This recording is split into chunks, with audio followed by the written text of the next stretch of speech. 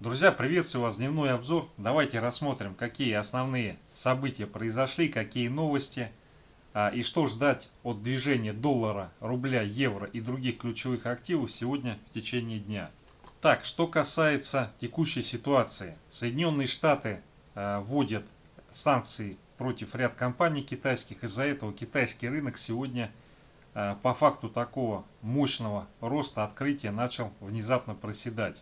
Поскольку в Соединенных Штатах продолжается смена власти, переход от Трампа к Байдену, сейчас в Конгрессе идут очень непростые дебаты.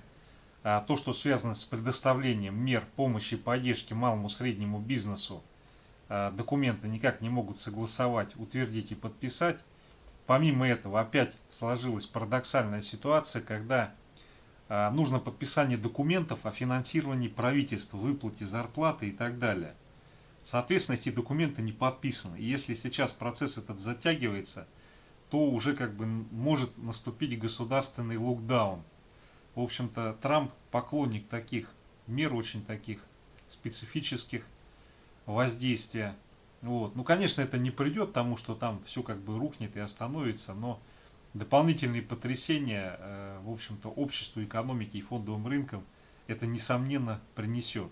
Ну и вот идет анализ вообще, что в принципе получает Байден от Трампа, какое наследство, что это и как с этим жить. Ну, понятное дело, там бадания идут по юридической части, подача исков и так далее. Но главная ключевая проблема неприятная заключается в том, что вот эта вот эпидемия ковида, она вскрыла, ну, в общем-то, массу недостатков устройства и американского общества, и особенно американской медицины. Потому что в Америке смертность, она, конечно, оставляет желать лучшего по сравнению с Европой и тем более, допустим, с Японией или Южной Кореей. То есть это говорит о том, что не все в порядке, не все оптимально и не все происходит так, как во многих других развитых странах. Соответственно, перед Байденом будет поставлена задача все это надлежащим образом привести к тем стандартам, которые есть в других развитых государствах. Ну и вот, скажем так, новость, она достаточно неприятная, но она как-то мало заметная, мало обсуждаемая, но на самом деле она может иметь очень далеко идущие неприятные последствия. Соединенные Штаты испытали ракету-перехватчик, у них такая программа есть, называется эгида. Это ядерный термоядерный щит, который позволяет перехватывать ракеты баллистические. В чем здесь суть? Сама программа уже много лет существует. Вот эти ракеты, они активно поставляются, ракеты-перехватчики, ими вооружены отдельные подразделения американской армии, но фишка заключается в том, что то, что до этого испытывали, оно успешно перехватывало, ну, испытывали и уже как бы поставили на вооружение, использовали. Это ракеты-перехватчики для МБР, для ракет, которые средней и малой дальности, то есть так называемое тактическое баллистическое оружие. Сейчас они впервые испытали и успешно перехват межконтинентальной баллистической ракеты. То есть у них в ближайшее время появятся на вооружении ракеты, которые позволят перехватывать межконтинентальные ракеты. К чему это может привести? Это может привести к тому, что появится неадекватное восприятие реальности. Уже сейчас, ну, скажем так, со скрипом либо пролонгируются, либо вообще не пролонгируются различные договоренности, ранее достигнутые по контролю над количеством и качеством ядерного вооружения. Вот. А такие успехи, что якобы появилась ракета, которая успешно сбивает межконтинентальные баллистические ракеты, может окончательно вскружить голову. И мы увидим, что, ну, скажем так, появятся действия, которые они могут дестабилизировать вообще мировую ситуацию. И в среднесрочной перспективе эта новость, она может иметь достаточно негативные последствия. То есть сейчас, ну, все как бы прочитали, да-да-да, там какую-то ракету запустили, она что-то сбила, ну и фиг с ней. Вот. А на самом деле на протяжении 1, 2, 3 лет вот эта новость, она может подтолкнуть Соединенные Штаты к действиям, которые дестабилизируют мировую ситуацию.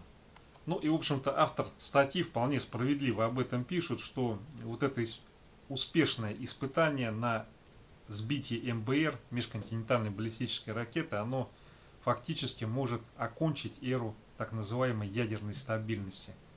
Так, ну и вот европейские центробанкиры отличаются говорливостью в последнее время. Постоянно идут какие-то заявления, выступления. Ну там, собственно говоря, и различные встречи, конференции проводятся. Вот. Сейчас вот здесь представлен материал на сайте ЕЦБ о будущем денег. Автор статьи Кристина Лагард, президент ЕЦБ. Ну, здесь я могу сказать так. Статья посвящена будущему денег, и смысл этой статьи сводится к тому, что достаточно активно будет вводиться так называемый цифровой евро.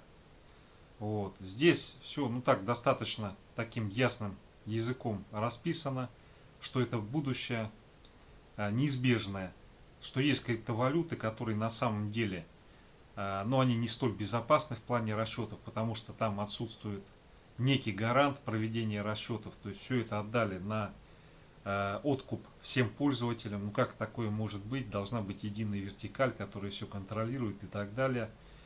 И поэтому с учетом всех вот этих вызовов, эволюции денежного обращения мира, в ближайшее время будет активно внедряться так называемый цифровой евро. Но на самом деле мне не совсем понятно, что подразумевает государство под так называемыми цифровыми национальными валютами. Денежные средства и так любой центробанк может имитировать в безналичном виде. То есть просто вот заявляется, что они напечатаны и предоставляются в виде различных гарантий и так далее и тому подобное. Вот это и есть цифровые деньги. То, что пытаются называть криптоактивами, по сути криптоактивы, они создавались для того, чтобы возникли децентрализованные протоколы. То есть, когда подтверждение транзакции осуществляется не из единого центра, а из многих центров, которые децентрализованы. И также подразумевается, что можно проводить децентрализованную эмиссию денежных средств, что мы и наблюдаем на биткоине, эфире и так далее.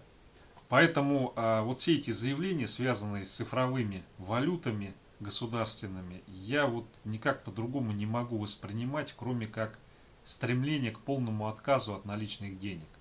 То есть, и с моей точки зрения, именно это и есть суть всех этих фразеологических оборотов, высказываний и обоснований. Так, ну вот сейчас встреча ОПЕК. По-моему, она в 2 часа или в час начинается.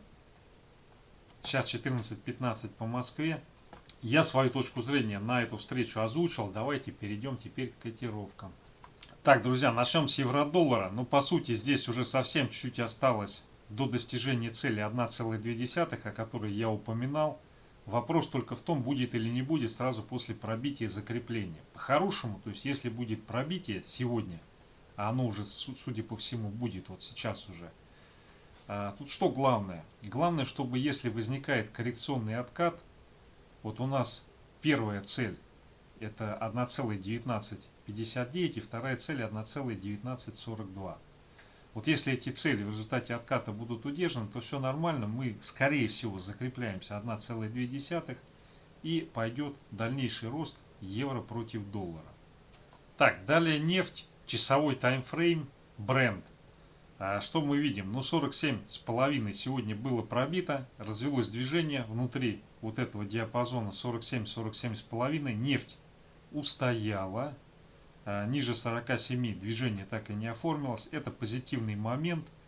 И сейчас достаточно высока вероятность того, что по факту закрепления на 47,5, то есть выхода из этого ложного пробоя, который здесь сформировался, отсюда сразу разовьется движение, цель которого будет 48,2. Опять же, если возникает повторный задерг вниз и пробой 47, то никакого роста, никакого движения вверх мы, к сожалению, не получим. Но на текущий момент есть все признаки того, что вот этот ложный пробой, он привел к донабору позиций, и сейчас весьма вероятно мы увидим движение на 48,2. Единственное здесь какой риск, это либо какие-то данные по поводу того, что вакцины с вакцинами, испытаниями и подачей документов есть проблема, это ключевой риск. И второй риск, это что придут какие-то негативные новости по факту совещания ОПЕК+. Вот. Но здесь, судя по движению, то, что связано с ОПЕК, мы сейчас локально, скорее всего, отыграли. Вот. И если там не будет какого-то экстравагантного действия, типа выхода из состава ОПЕК плюс одного из участников, здесь наиболее вероятный сценарий — это отскок и движение на 48,2. Если какой-то форс-мажор наступает, тогда действительно мы идем пробивать 47, и дальше уже развивается движение, цель которого будет 45-45,2. Вот. Пока такой сценарий мне видится маловероятным. Более вероятно, судя по технической картине, что движение по нефти продлится на 48,2 в обозримом будущем. Но есть здесь ключевой такой уровень 47,8, то есть мы должны прийти на 47,8, ну даже 47,75, вот сюда вот, и здесь начать активно торговаться, не проседать. И тогда с высокой степенью вероятности движение сначала сюда, по факту закрепления, тестирования вот этого локального максимума 49,1, которую мы недавно наблюдали. Но здесь есть один момент, который связан с тем, что если 47,5 не будет устойчиво пробито на протяжении 1-2-3 часов, сейчас 14:20 по Москве, то в этой ситуации мы сначала уходим вот в этот боковик 47-47,5 уже устойчиво, и потом начинается плавное сползание движения на 45. Поэтому вот этот уровень, он должен быть в ближайшее время взят.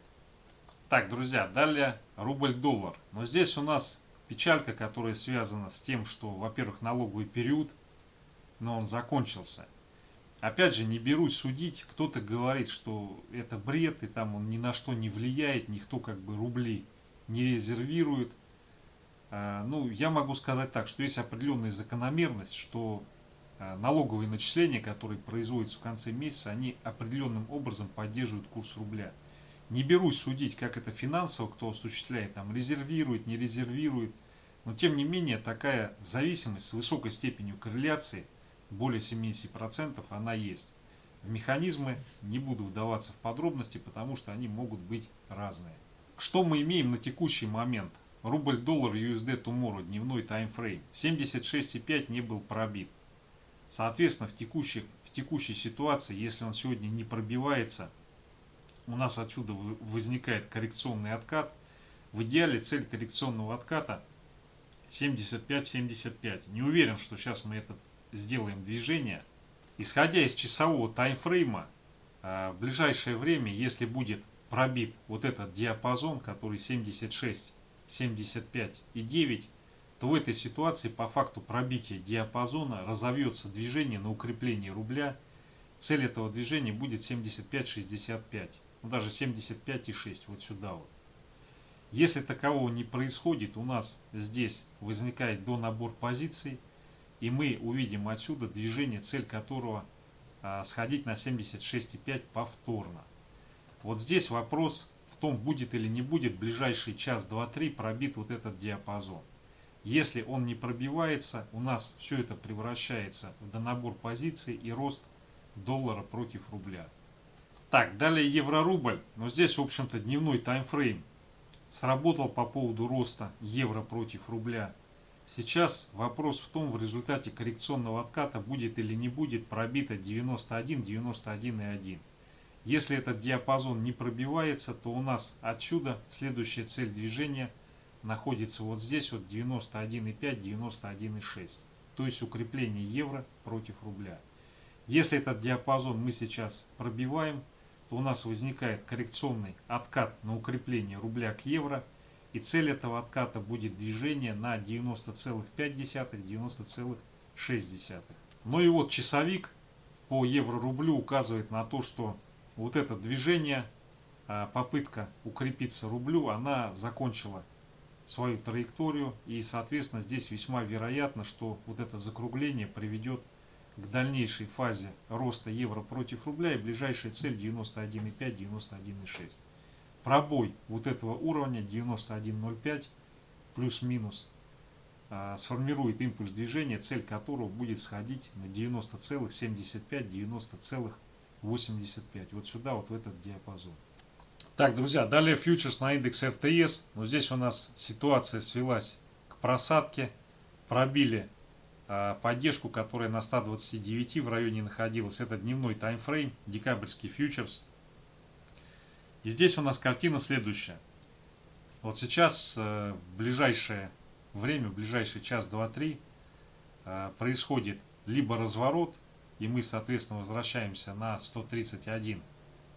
Если разворота не происходит, высока вероятность того, что это движение продолжается, и цель этого движения будет находиться вот здесь вот на 125 500.